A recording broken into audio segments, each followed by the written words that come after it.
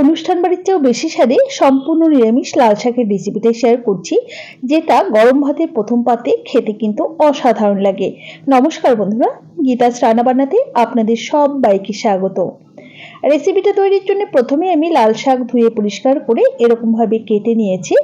এখন রান্নাটা করবার জন্য গ্যাসে একটা কড়াই বসিয়ে দিয়ে দিলাম পরিমাণ মতো সরষের তেল। তেল গরম হয়ে গেলে প্রথমেই 4টে কলাই ডালের বড়ি দিয়ে বড়িগুলোকে হালকা লালচে করে ভেজে তেল ঝরিয়ে তুলে নিচ্ছি।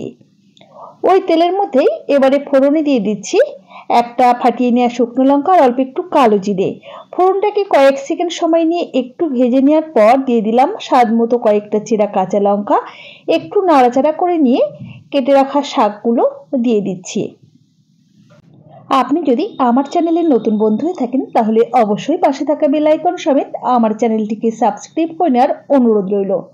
দেখুন, প্রথমে কিন্তু লবণ বা হলুদ কোনো কিছুই ব্যবহার করলাম না, একটু নাড়াচাড়া করে নিলাম। মোটামুটি ওই মিনিট খানেক নাড়াচাড়া করে নিয়েছি, এতে কিন্তু পরিমাণটা কমে গেছে। এখন এর মধ্যে স্বাদ মতো লবণ আর অল্প পরিমাণ একটু হলুদ গুঁড়ো দিয়ে দিলাম। এরকম একটু নাড়াচাড়া করে নিলে কি হয়, পরিমাণে কমে যায়, লবণটা বুঝতে কিন্তু অসুবিধা হয় না।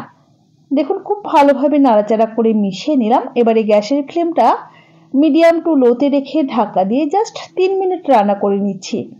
দেখুন, 3 মিনিট বাদে একবার ঢাকাটাকে ওপেন করে নিলাম। অনেক সময় শাক কিন্তু সেদ্ধ হতে চায় না, কেমন তাকিয়ে থাকে, তো শাকটা এত ভালো ছিল।